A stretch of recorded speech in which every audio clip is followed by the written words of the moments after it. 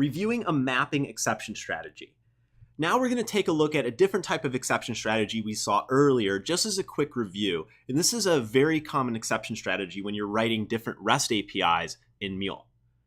So in walkthrough 8.5, we'll review a mapping strategy. We'll locate the mapping exception strategy that was created automatically by API-Kit for the interface of our American Flights web service we set up earlier.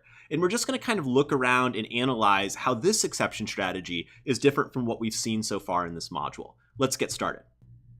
Let's temporarily open up our APDev American WS project. We'll right-click, go to Open Project, and then we'll expand it.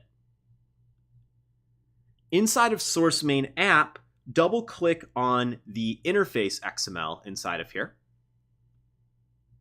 And inside of the interface XML, as a reminder, this was that simple web service we set up wherein requests would come in and get routed to all of these different flows you see below it.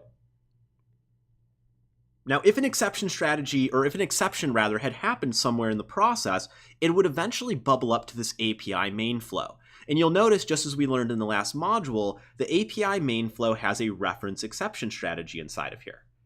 The reference exception strategy is pointed to a global strategy called API-Kit Global Exception Mapping. If we scroll down in this interface file to the API-Kit Global Exception Mapping, this is the error handler that's going to catch everything.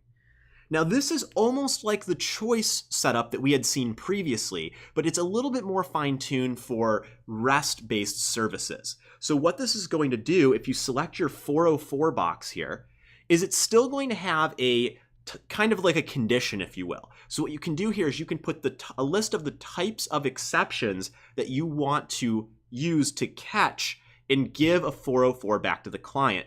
So what is going to happen here is if any type of API-Kit exception not found exception is thrown, this is going to be the exception strategy that catches it.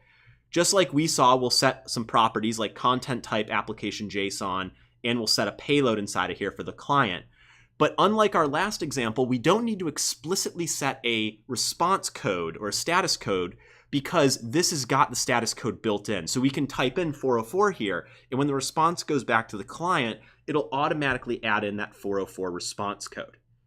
Now, what will commonly happen here is you'll fill these up with different exception types that you expect and what their correlation is to some type of response code that should come back to the client based on REST practices. And then oftentimes, developers will even build out a final box down here so you can add more maps into these boxes. Just to give you a quick example, it'll put another one in here. And oftentimes you'll see developers do things like put in a 500 status code kind of as a catch-all in case it can't resolve to any of the other ones.